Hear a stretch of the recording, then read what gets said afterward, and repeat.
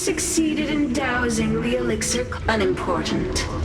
The inevitable is already upon us. Don Shu. It's you. I have met you before in my capacity as Chief Alchemist, Master Diviner. You don't seem surprised. Indeed. The General and I knew that the disciples of Sanctus Medicus must be hiding in the Alchemy Commission. However, without evidence, we couldn't bring charges before the commissions. We had to wait for you to show yourselves. And now, your charges are many. Drawing Stellaron spirits into the Xianzhou, resurrecting the Ambrosial Arbor, striking down our people with Mara. The Ten Lords Commission will address these transgressions during your reckoning. Crimes? If I am guilty, then all of our Xianzhou ancestors are also guilty.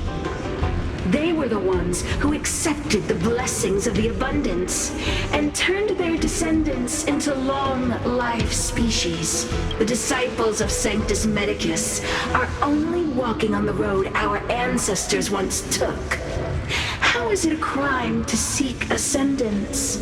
In days of old, the roots of the Ambrosial Arbor enveloped the Xianzhou Lafu like a living creature. We controlled the stellar seas, and none could stand in our way. Everyone could become a celestial and shift form at will. Divine miracles descended onto all 9 Xianzhou ships. What a glorious time that was. How far the Xianzhou has fallen. We consent to be commanded by the devilish archer. Suffer continuously at the hands of the denizens of abundance. And the Ten Lords Commission even forces us to give up our immortality. How pitiful. I do not blame you for your ignorance. We were not born in the era when the Ambrosial Arbor first descended, nor did we witness its miracles. But now, we now have an opportunity to restore the ancient laws. Forgive me for thinking you might have harbored some profound enlightenment. Yours is the same old talk of those who seek power and give up on their humanity. Our Xianzhou ancestors fought side by side with the Arbiter, laid waste to the Arbor, and established the Ten Lords Commission to lay down the lines between life and death. In doing so, we enshrined our future as human beings.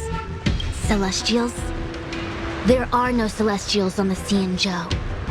The divine miracles of the abundance, the manipulation of life and death. Your deeds are nothing but evil. I have nothing to say to you, Master Diviner. You have already made your decision. You have discarded power.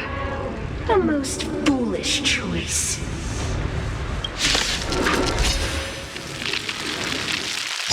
Master Diviner, allow me to show you what the Celestials were capable of.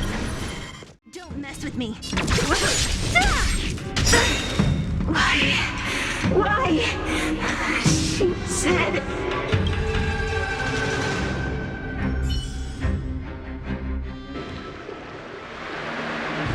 The Ambrosial Arbor's descent will bring us undying bodies.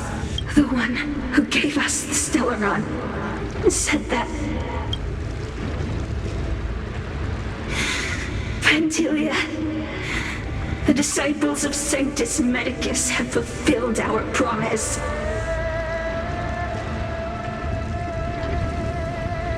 You, Lord Ravager, must do the same. Now, quickly. Little pawn. Must you force me to intervene directly? I'm loath to flout my philosophy of destruction. Never mind. It would seem the time has come for other means of dismantling the Xianzhou from within. What a shame. It would have been nice to observe for a little longer. You received the gift of abundance. Surely you can withstand the blessing of destruction.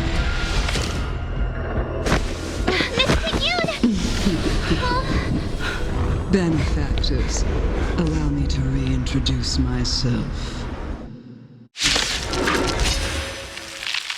I am Lord Ravager Fantilia. We entered the storm. I have single to set in motion self-destruction of the Sierra. Miss Ting Yun! The Lord Ravager of the Antimatter Legion? But how can that be? Keep calm, all of you! This is a formidable enemy. We have to stay together! You are fortunate that Zephyro and Selenova never set their gaze upon the Sierra. They have no qualms about dealing out destruction by their own hand. But since that stubborn general boss has forced me to take center stage, I'll make sure I steal the show. My apologies for leaving so soon. I have an appointment to keep. I'm sure my friends here will be happy to entertain you. Wait, hold on a second. Are you really saying that Miss Ting Yun was a member of the Antimatter Legion all along? And what was that fire that came out of her? And her body? Where did it go? Mr. Yang, you're smart. What happened just now?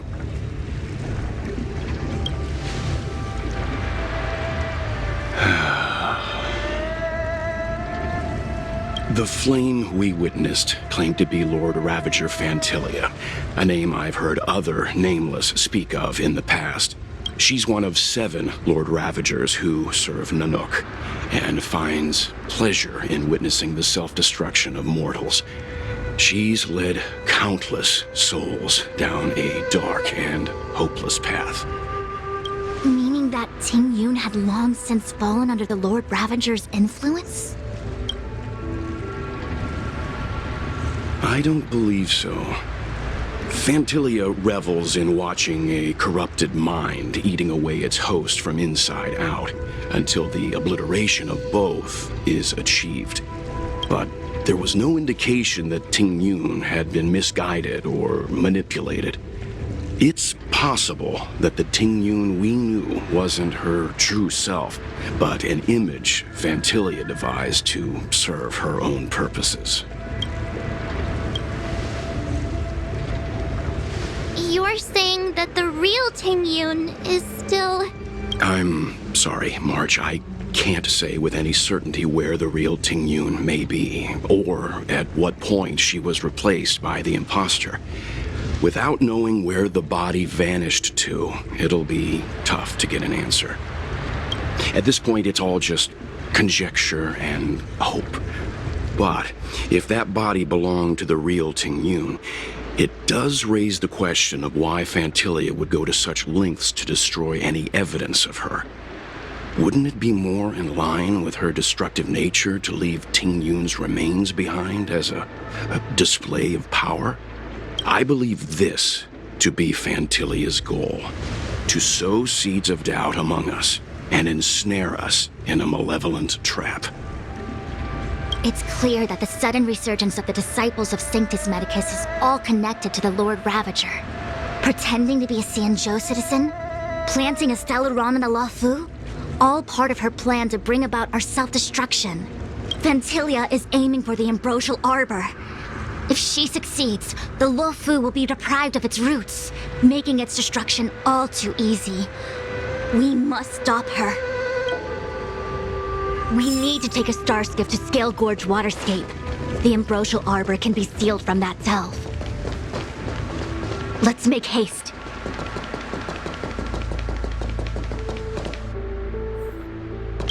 That imposter had the audacity to carry out her nefarious plans right under our noses.